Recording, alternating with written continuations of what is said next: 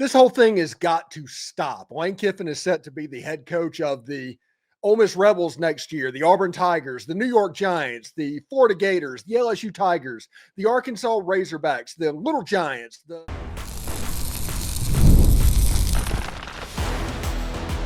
You are Locked On Ole Miss, your daily podcast on the Ole Miss Rebels. Part of the Locked On Podcast Network, your team every day.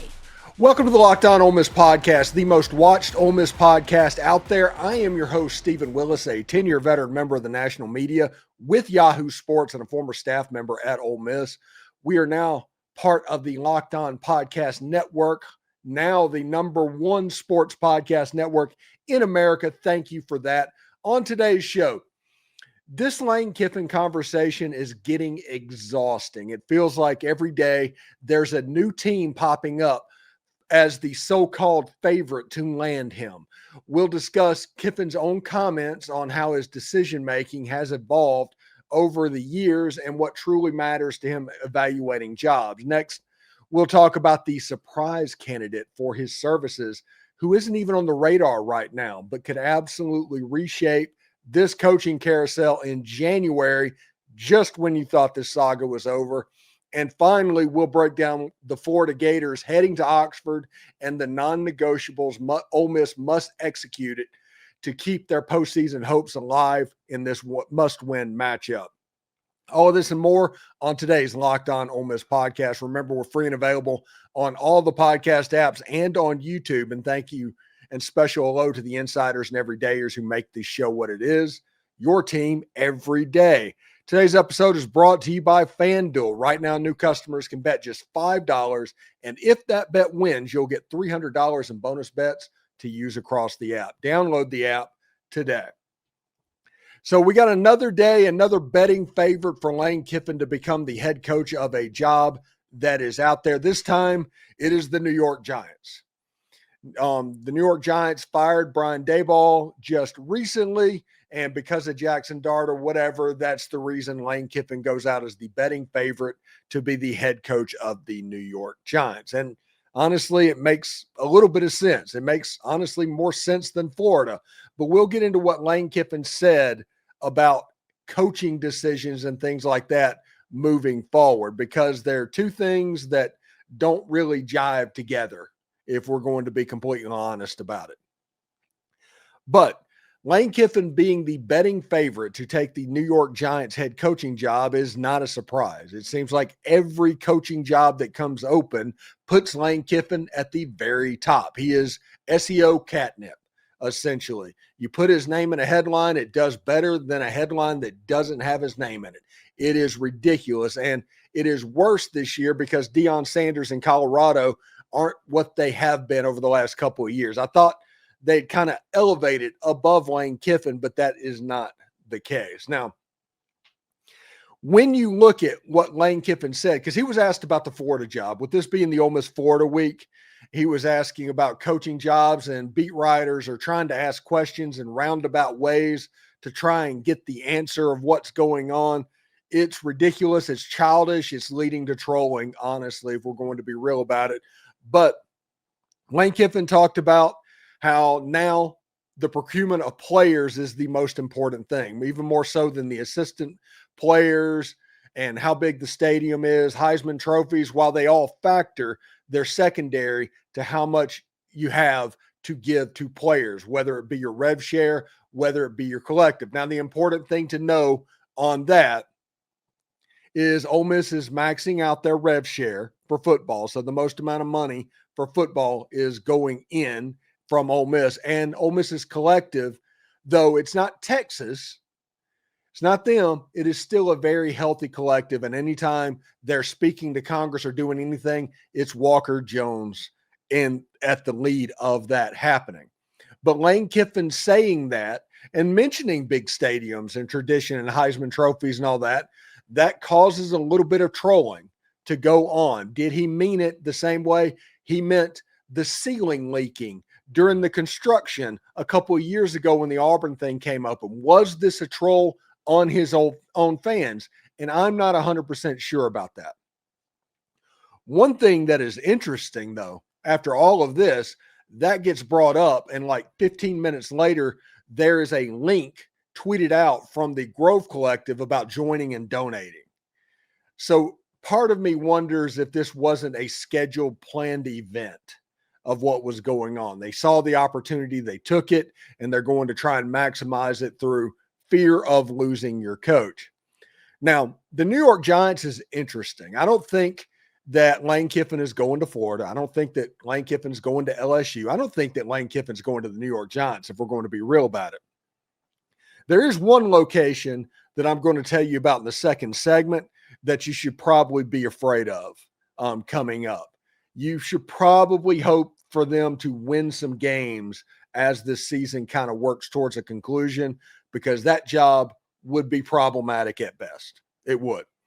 But I don't think Lane Kiffin is going anywhere in college. Lane Kiffin has one of the better jobs already in college. They can get the players and pay them whatever they need.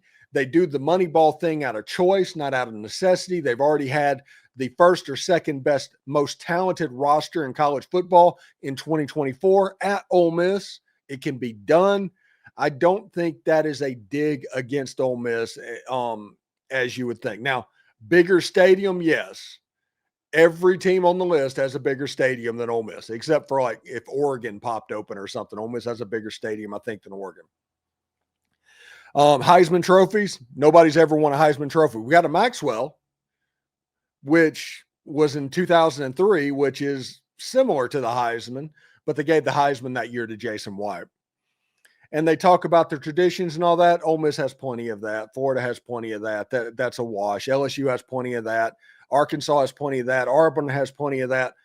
Yeah, that's nothing. An SEC school is going to have money, tradition, all of that stuff. So they're all roughly the same job. The NFL jobs is where it gets kind of scary, because the reality of what is going on in college sports is people are leaving because the NFL jobs are so much better than the college jobs. And let me explain that one, okay? The college jobs are paying a bunch of money right now because they have to.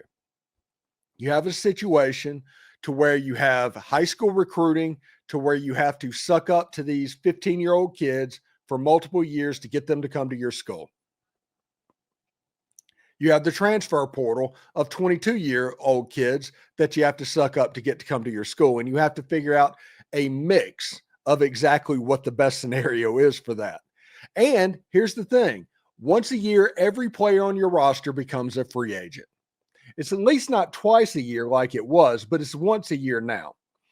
So any college coach that has an opportunity to break off and go to the NFL, they are doing it.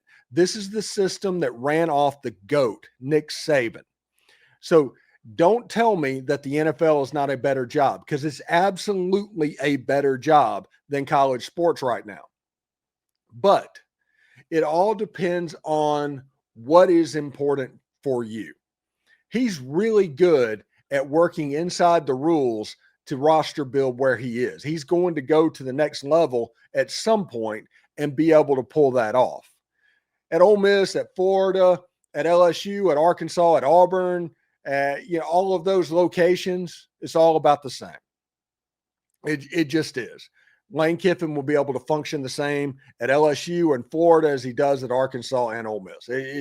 He's just really good at roster building, and that is how Ole Miss's roster is elevated to the level it is right now. Now, I do think there is a job that hasn't even come open yet, but I've received 3 different phone calls over the last week telling me this is a job that I need to pay attention to. And I'm like, well, I'm still worrying about the Florida Gators or the Auburn Tigers or the LSU Tigers or the Arkansas Razorbacks or the Little Giants or the Mean Machine. All of these people coming after Lane Kiffin. Why should I worry about this job? Well, I will tell you next. This is the Locked On Ole Miss podcast. College football is back, and I could not be much more excited. The tailgates, the rivalries, the energy in the stands, there's just nothing like it. But let's be real. Actually getting tickets can feel more like a battle than the game itself. Endless queues, hidden fees, and the prices jumping at checkout. That's why I use Game Time, the app that gives the advantage back to the fans. It is the easiest way to score last-minute tickets at the best prices with no surprise fees. What you see is exactly what you pay. I pulled up Game Time, and in just a couple of taps, I saw amazing deals. I'm talking about your favorite college football games for as low as $25. Honestly, it's faster, cheaper, and less stressful than any other way that I bought tickets. So take the guesswork out of buying college football tickets with Game Time. Download the Game Time app, create an account, and use the code LOCKEDONCollege for $20 off your first purchase. Terms apply. Again, that's promo code LOCKEDONCOLLEGE for $20 off. Swipe, tap, ticket, go. Download Game Time today.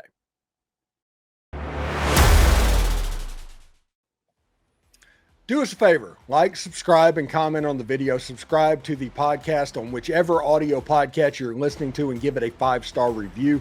It costs absolutely nothing, but helps keep all of this free.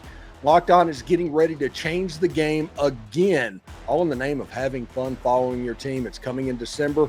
More details for you when we have them. And thank you for making Locked On Ole Miss your first listen of the day. And thank you for making Locked On the #1 sports podcast network in America. We definitely appreciate that. Now, we talked about all of the jobs that are coming after Lane Kiffin and how exhausting it is and all of that.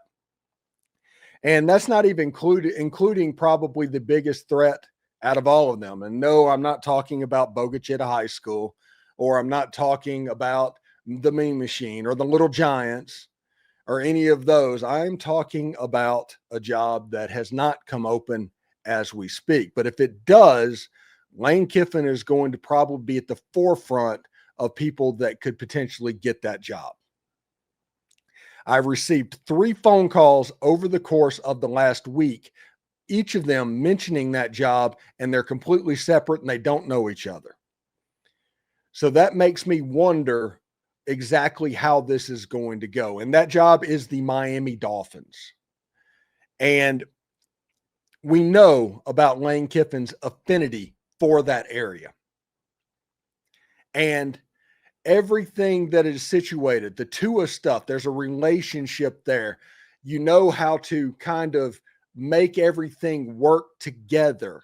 It's interesting to think of Lane Kiffin at the Miami Dolphins and those players and those athletes going. And I think that is a job that Lane would absolutely take if it was offered. And this isn't saying that he's looking for a way out or anything like that. This is just me saying exactly what I've said for the last 3 years. And that is, any job in that area is going to be a real threat for Lane Kiffin's services moving forward.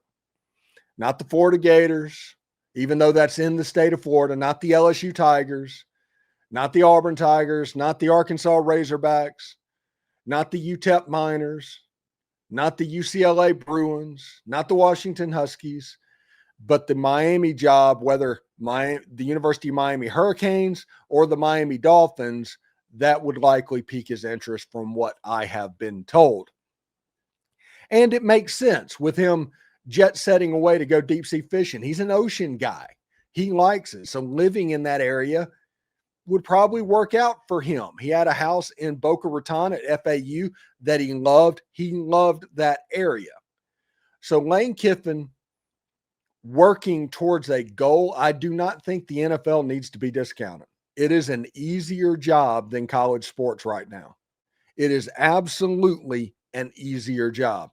And when you look at what can be accomplished, you need to treat Miami, you need to treat, honestly, the New York Giants as a threat because of this one reason.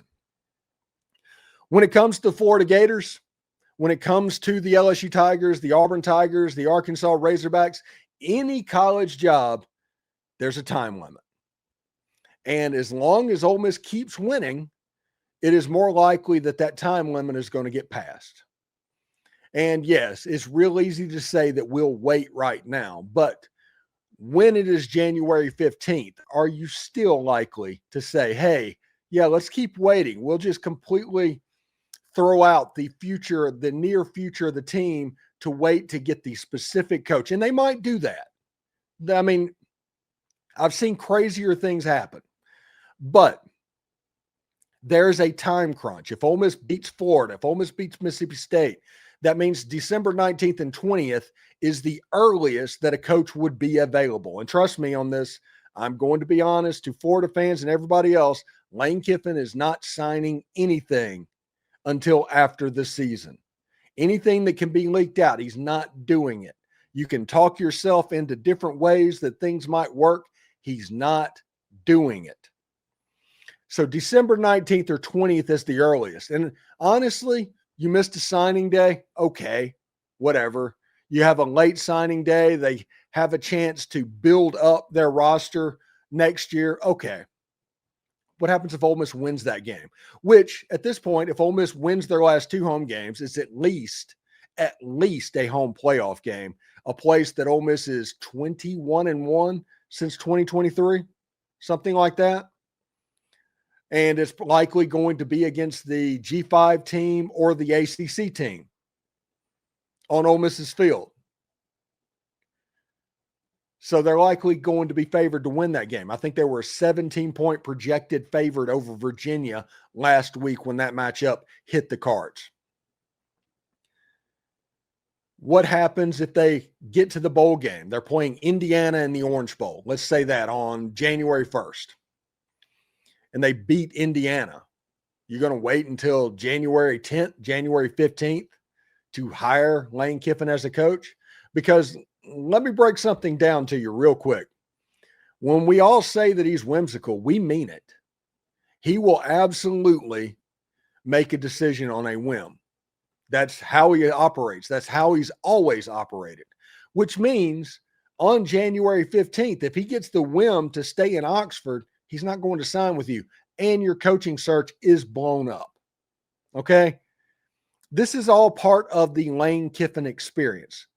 These professional jobs like the New York Giants, like potentially the Miami Dolphins, and whoever opens up, they do not have to face that same time constraint because their season doesn't even end until mid-January. If you hire a coach on January 15th, that's normal. That's standard operating procedure. So the professional outlet is more likely than the college outlet in this coaching search if Lane Kiffin wants to leave Ole Miss for whatever reason. So that is something that you should watch out for. I do think that if the Miami Dolphins come open, not only is it a job that Lane Kiffin would take, I think this is a job that they would pursue Lane Kiffin. I think it's a match that they desire in heaven, essentially. And I talked to somebody just straight up, they said, Miami people think that Lane Kiffin could unlock Tua. That just flat out. Miami people think that Lane Kiffin could unlock Tua. Whether he can or he can't, I don't know. But the fact that that is out there is something that you should at least pay attention to. So we'll see. Lane Kiffin's already the betting favorite to all of these jobs, the Giants, the Dolphins, potentially, the Gators, LSU, Arkansas, Ole Miss. He is apparently going to be cloned, and there's going to be 7 of them next season. So we'll see exactly how that looks. In our final segment, we're turning the page and starting to look at the Florida Gators. What does Ole Miss need to do to turn their last corner? We'll talk about that next. The NBA is back, and there's no better place to get in on the action than with FanDuel. It's the official sports betting partner of the NBA. Even if you missed the start of the game or want to ride the hot hand, FanDuel has live bets on everything from who will score next to fourth quarter comebacks. Plus, you can even combine those live bets into a same-game parlay for a shot at an even bigger payout. It keeps every game exciting, especially when your team is making that late push. Right now, FanDuel is giving new customers $300 in bonus bets to use across the app if that first $5 bet wins. So head to FanDuel.com to sign up and play your game with FanDuel, the official sports betting partner of the NBA.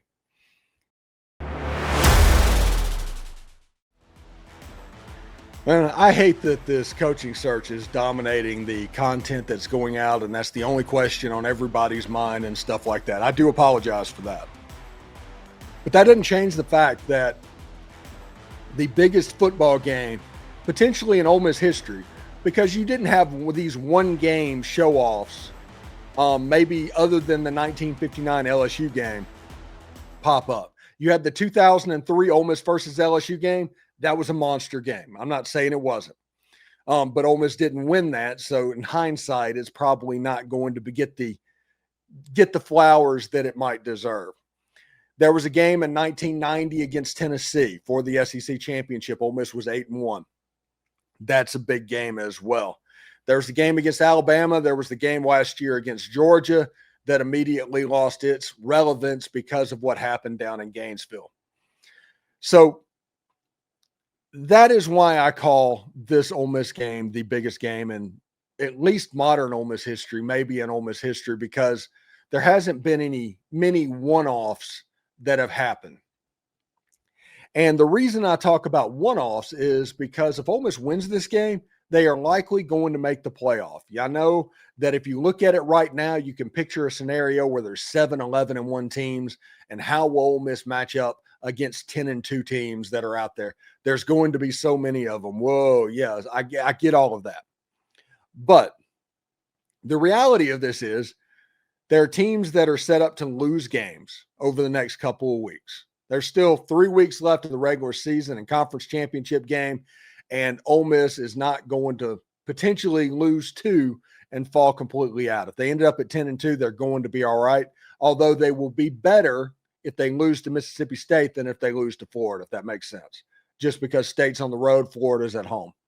And someone I talked to today mentioned about the Florida Gators that they think Ole Miss is going to blow out Florida.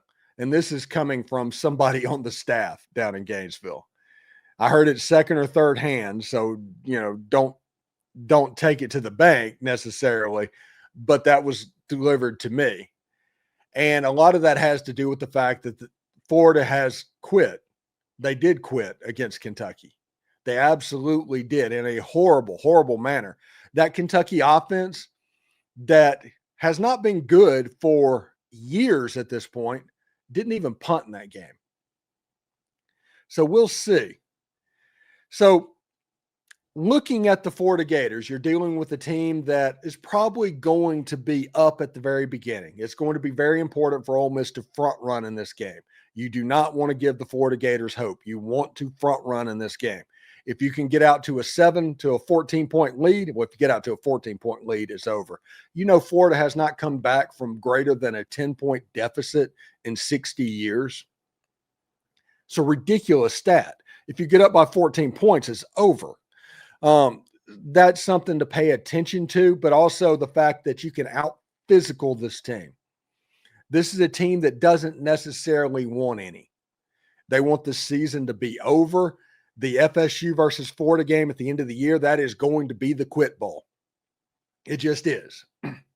So early start, get off to a good start, front run in this game, be the more physical team, attack the defensive linemen on the field. Their get off isn't going to be quite as fast. Their reaction time isn't going to be quite what it is normal. And offensively, on the offensive line, you can genuinely affect that offensive line with noise. And we've seen Vaught Hemingway become a noisy place in recent years, to the point where they're getting 5-yard penalties over and over again. So this appears to be exactly what you're hoping for there. I don't think it's going to be a shutout. It looks like DJ Lagway is going to start the game. I don't know how that's going to look either. I know he's at least starting this week as the number 1 quarterback. But it's like I was telling somebody on the phone that has knowledge of this situation a little bit. I don't think the young true freshman needs to play quarterback in this game. I think this is a game with the raucous environment and all of that, because Vaught Hemingway has a chance to look better than it ever has as far as atmosphere in the stadium. I don't think you want to put a freshman quarterback through that.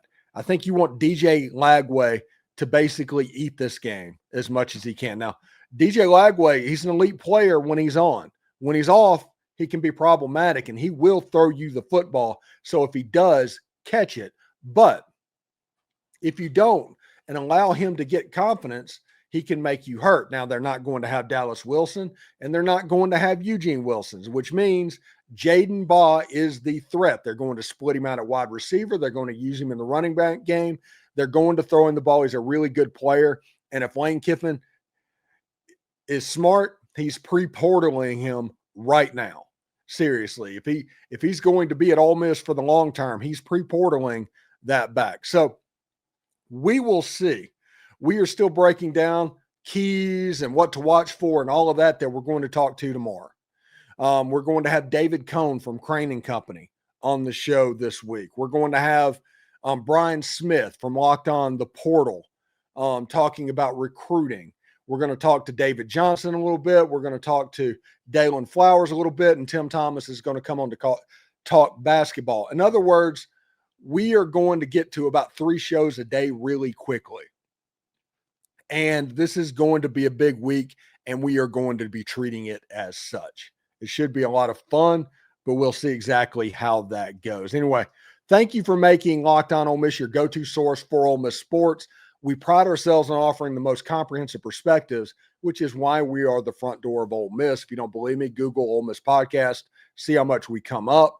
Don't forget to subscribe, like, and comment. It helps the show, and it's absolutely free. Your support means the world to us. Thank you for making Locked On Ole Miss your first listen today. For your second listen, check out the Locked On SEC podcast. Chris Gordy breaks down the best conference in college sports, from the rivalries to the championship and every game in between. Find Locked On SEC on YouTube or wherever you listen to podcasts as part of the Locked On Podcast Network, your team every day. Hotty toddy, everybody. And remember, analytics is just the old English word that means bad football. We'll see you tomorrow.